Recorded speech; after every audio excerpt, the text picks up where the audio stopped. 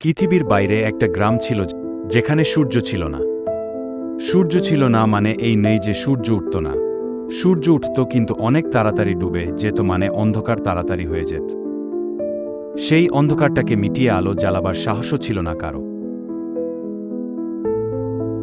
শুধুমাত্র একটাই মেয়ে ছিল যে সেই অন্ধকারটাকে ভয় পেত না। প্রতিদিন সে পাহাড়ের মাথায় দাঁড়িয়ে ডুবে যাওয়া সূর্যের দিকে তাকিয়ে থাকত, বলতো এতে কি হবে। কিন্তু মেয়েটা জানত আলো চাওয়ার আগে নিজেকে আলো বানাতে হয়। একদিন সে একটা ছোট প্রদীপ জ্বালাল। সেই আলো খুব বড় ছিল না, কিন্তু সাহসটা ছিল। আর সেই সাহসই একদিন পুরো গ্রামকে আলো দেখাল। এই ছোট গল্পটাতেই বোঝা গেল, সাহস করে কোনো কাজকে করতে গেলে সেটা অসম্পূর্ণ থাকবে না। সেটা যে কোনো ভাবেই হোক, হয়তো কেউ সেটা বিশ্বাস করবে না, কিন্তু সেটা সম্পূর্ণ হবেই, কারণ যে সাহসী সেই আলো।